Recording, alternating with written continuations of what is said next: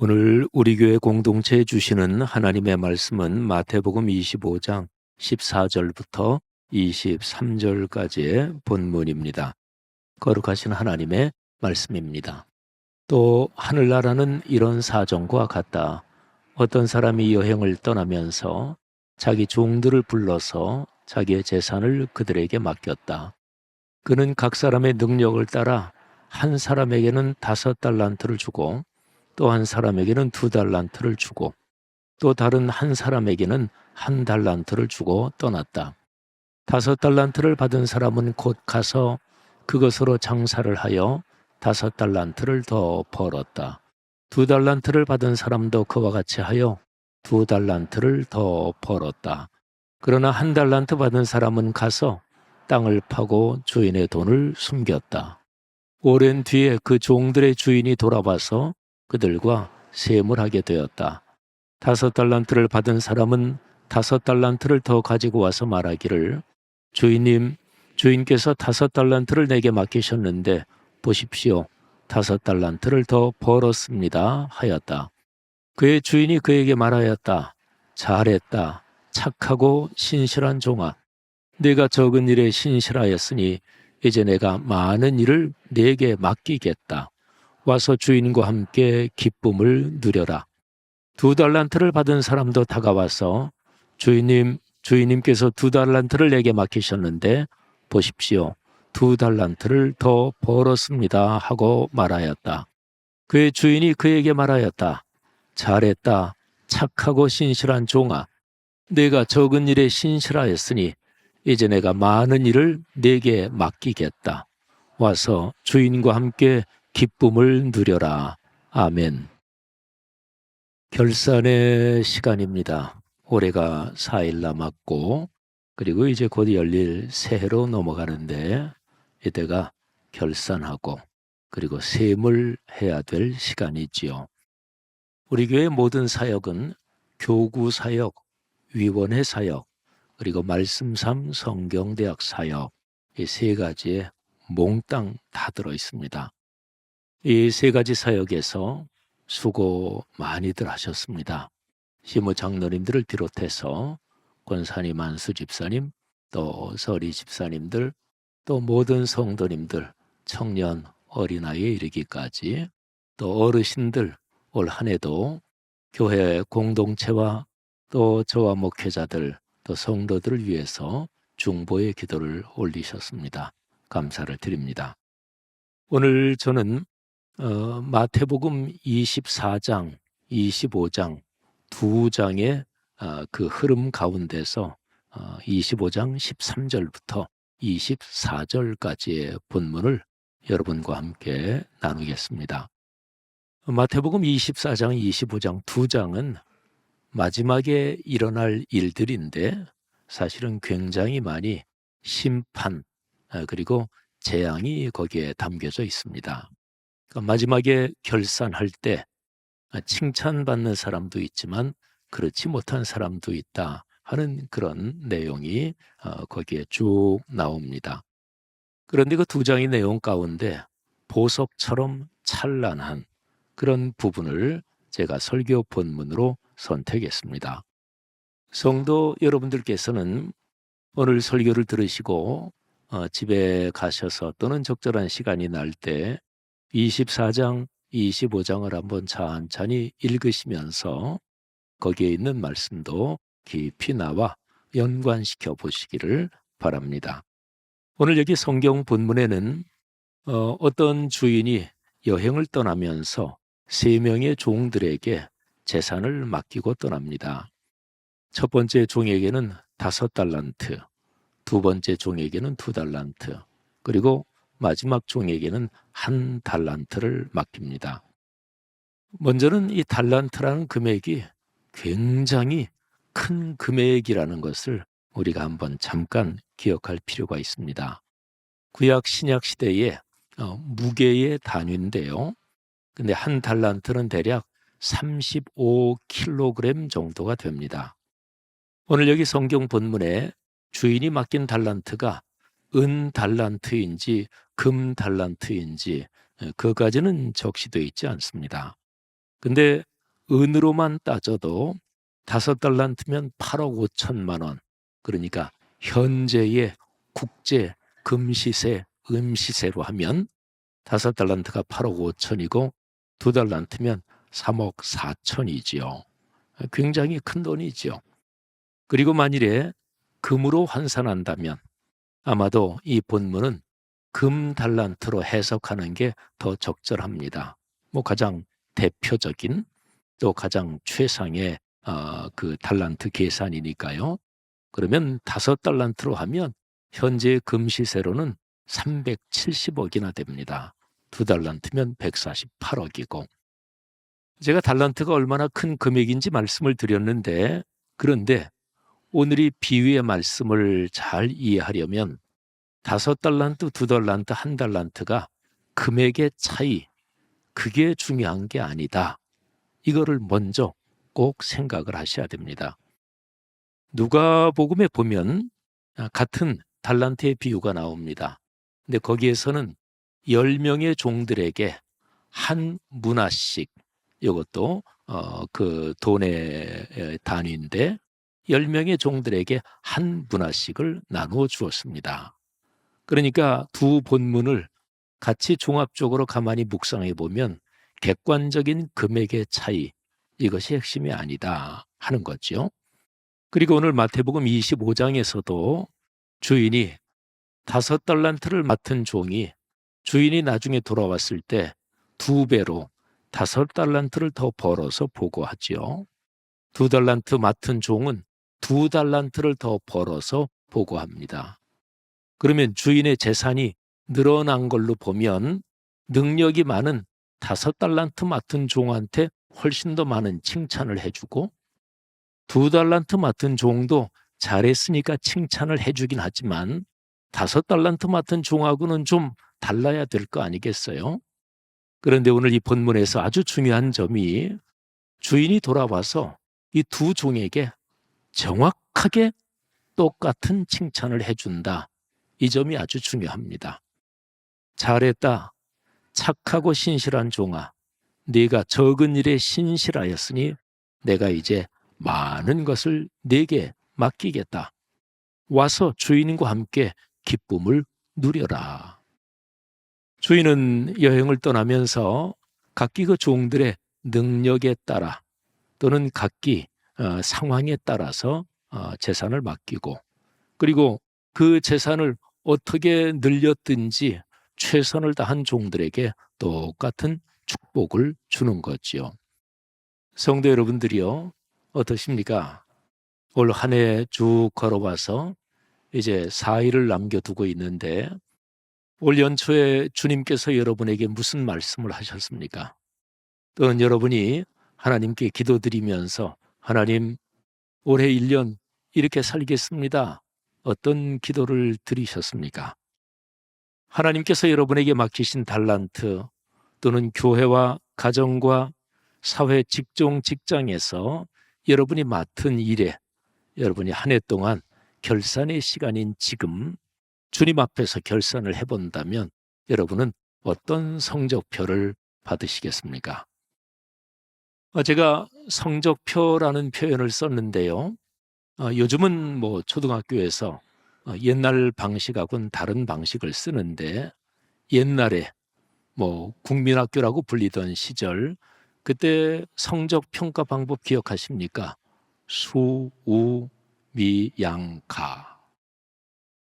그때 성적표를 받아들 때 수나 우가 많으면 너무너무 행복하죠. 집에 가서 엄마 아빠한테 엄마 성적표 나왔어. 자신 있게. 근데 미가 많아지면 약간 기분이 좀 그렇죠. 그 다음에 양 그리고 가 이러면 이제 기분이 상당히 우울해지죠. 그래서 어떤 아이들은 양을 아주 싫어했다고도 그래요. 양, 가. 그런데 그거 아십니까? 수, 미, 양, 가는 100%다 긍정적인 단어들입니다. 수는 아주 빼어나다 하는 숫자고 우는 우수하다. 미가 아름다울 미자입니다.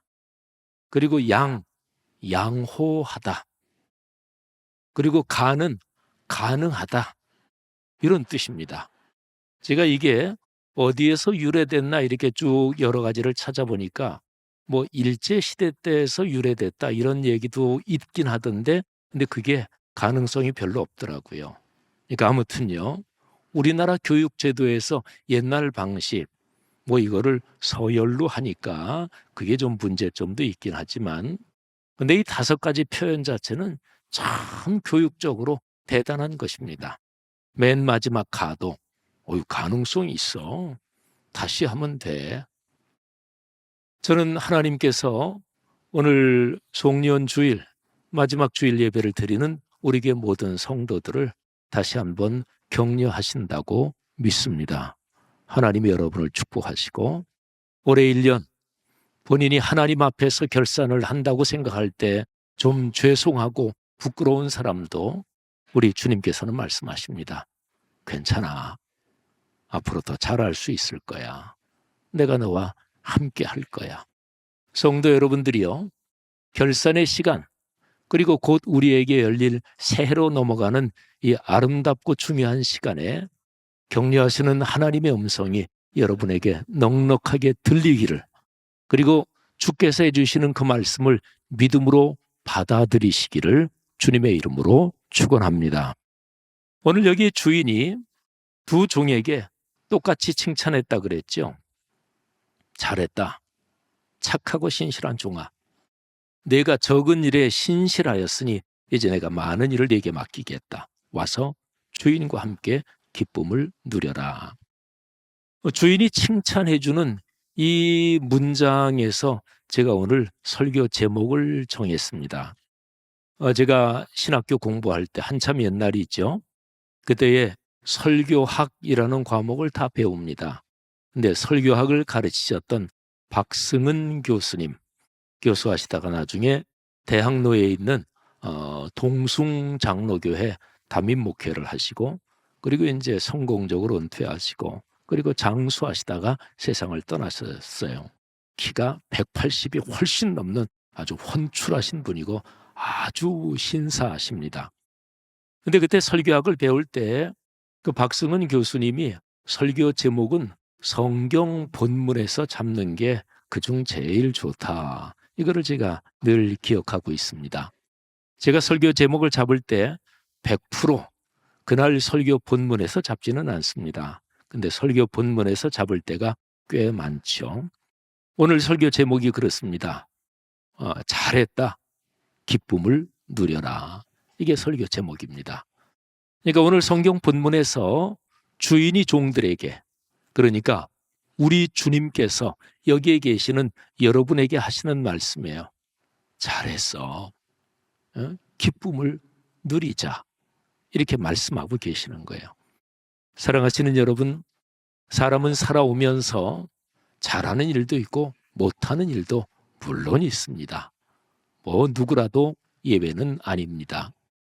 지나고 나서 심각하게 후회하는 일들, 그것도 누구에게나 있습니다. 그런데 중요한 것이 있습니다.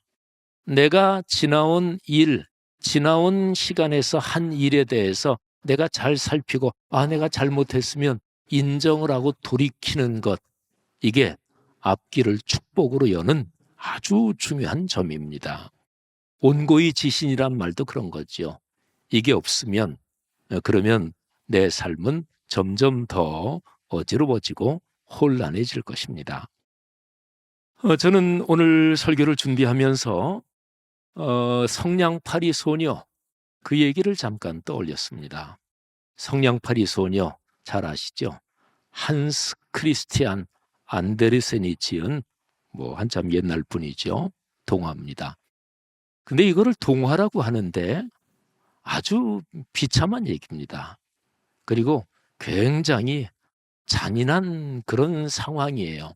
보통 동화는 해피엔딩으로 끝나잖아요. 근데 이 동화는 해피엔딩으로 끝나지 않고 처참하게 끝납니다. 그래서 이 안데르센의 성냥팔이 소녀에 대해서 여러 가지 다른 버전도 존재합니다.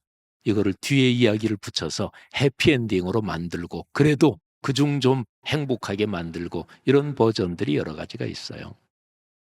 어떤 어린 소녀가 있었습니다. 12월의 마지막 날, 이 소녀는 성냥을 팔러 추운 길거리에 나섰습니다. 집에는 술 주정뱅이 자기 삼촌하고 둘이 사는데, 이 소녀는 사람들에게 성냥 사세요, 성냥 좀 사주세요, 성냥 사세요. 그런데 아무도 사주는 사람이 없었습니다. 그러다가 길에서 갑자기 다가오는 마차를 피하느라고 신발 한 짝을 잃어버렸습니다. 그 추운 겨울에 한 발이 맨발이 됐죠. 그리고 동네에 못된 아이들이 남은 신발 한 짝도 뺏어가지고 장난을 치느라고, 그래서 두 신발이 다 없어지고 그리고 다 맨발이 돼서 이 소녀는 꽁꽁 언 발로 고통을 겪고 있습니다. 아무도 성냥을 사주는 사람이 없어서 이 소녀는 추위에 또 바람을 피하느라고 어느 골목으로 들어갔습니다. 그 골목에서 옆에 있는 집 창문으로 바라보니까 그 창문 안에는 아주 따뜻한 난로, 크리스마스 트리, 그리고 한 해의 마지막을 이제 저녁 식탁을 차려놓은 맛있는 음식이 보였습니다. 춥고 배고프고 두 발은 꽁꽁한 이 소녀는 팔리지 않은 성냥을 꺼내가지고 성냥불을 하나 켰습니다. 성냥불을 하나 켜니까 그 성냥불에 이 소녀의 눈에는 아주 따뜻한 난로가 비쳤습니다. 또다시 성냥불을 켭니다. 그랬더니 아주 맛있는 음식이 차려진 그런 식탁이 성냥불에 보였습니다. 또 하나 성냥불을 켰습니다. 아름다운 크리스마스 트리가 그 성냥불에 비쳤습니다. 근데 그때에 이 소녀의 눈에 저 어두운 밤하늘을 가르면서 떨어지는 유성, 별똥별 하나가 보였습니다. 소녀는 그 별똥별을 보면서 이렇게 혼잣말로 합니다. 별똥별이 떨어지는 건 누군가 하늘나라로 갔다는 말이라던데 누가 죽었을까? 소녀는 다시 성냥불을 켭니다. 그런데 이번에 성냥불에는 그 소녀를 그렇게 아끼고 사랑해 주시고 지금은 천국으로 가신 외할머니 얼굴이 보였습니다. 소녀는 할머니, 그런데 성냥불이 꺼질라 그러잖아요. 소녀는 꺼지지 않게 또 성냥을 또 하나 거기에 불을 붙이고 또 불을 붙이고 계속해서 소녀는 가지고 있는 성냥을 거의 다 그렇게 불을 붙이고 마지막 성냥도 이제 사그러져서 꺼집니다. 그때 소녀는 울면서 그 성냥불에 비친 할머니에게 이렇게 얘기합니다. 할머니, 할머니, 제발 절 두고 가지 마세요. 저도 데려가 주세요. 그 추운 밤이 지나고 그 다음날 아침에 사람들은 어느 골목에서 웅크린 채 죽어있는 한 소녀를 발견합니다. 위에는 눈이 소복이 쌓여 있었고 그리고 다 킨 그 성냥이 여기저기 쭉 널려있는 그런 소녀를 발견합니다. 여기가 얘기의 끝입니다. 너무 잔인하잖아요. 너무 비참하잖아요. 안데르센이 그 당시 자기가 살고 있는 그 삶의 상황을 비판한 이야기라고도 하지요. 여러분, 소녀의 비극은 그 소녀를 마음을 열고 품어주는 사람이 한 사람도 없었다. 이게 소녀의 비극입니다. 그 추운 겨울에 골목에 있는 그 소녀를 보고 누구라도 잠깐 문을 열고 얘야 좀 들어와. 어이구 너 신발도 안 신었네. 일로 와. 좀 팔 좀 녹여. 그리고서 양말이라도 신겨주고 집에 있는 다른 신발이라도 신겨주고 음식도 먹게 하고 그랬으면 이렇게 비극적인 상황으로 끝나진 않겠지요. 그런데 아무도 소녀를 품어주는 사람이 없었고 문 열어주는 사람이 없었습니다. 이게 성냥팔이 소녀 이야기의 비극입니다. 성도 여러분들이요, 오늘 성경 본문에서 주인이 두 종에게 하는 칭찬의 말, 거기에 이런 표현이 있어요. 와서 주인과 함께 기쁨을 누려라. 근데 주인과 함께 기쁨을 누려라, 이거를 헬라어 원문을 직역하면 이렇게 됩니다. 내 주인의 기쁨으로 들어오너라. 여러분, 오늘 여기 성경 본문에서 이 주인은, 그리고 오늘 우리에게 우리 주님은 문을 열고 얘야 일로 와. 내 기쁨에 함께 참여하자. 이렇게 초대를 하시는 거예요. 성령팔이 소녀에게도 여기에 주님께서 칭찬하시고 초대하시는 이 말씀이 절절하게 필요했던 거라고 볼 수가 있겠죠. 그래, 와라. 내 주인의 기쁨 안으로 들어와라. 준비가 다 되어 있다. 사랑하는 성도 여러분들이요. 연말 마지막 주일 예배를 드리면서 하나님 아버지께서 여러분에게 하시는 그런 초대의 음성을 들으시기를 주님의 이름으로 축복합니다. 한 해 후회되는 일, 주님 앞에 충성하지 못했던 점도 내 자신의 허물을 자백하면 주님은 언제나 품어주십니다. 혹시라도 어떤 분은 내가 잘못한 것을 알면서도 주님 앞에 아뢰지 않는 그런 분들의 경우는 또 다를 수도 있겠죠. 우리 주님은 자비와 사랑이 충만하신 분이라서 모든 사람을 품어주시고 오늘 이 송년주일 그리고 마지막 남은 4일에 주의 그릇 초대하시는 음성에 올 한 해를 감사로 정리하시고 내년 한 해 희망으로 열어가시기를 주의 이름으로 축복합니다.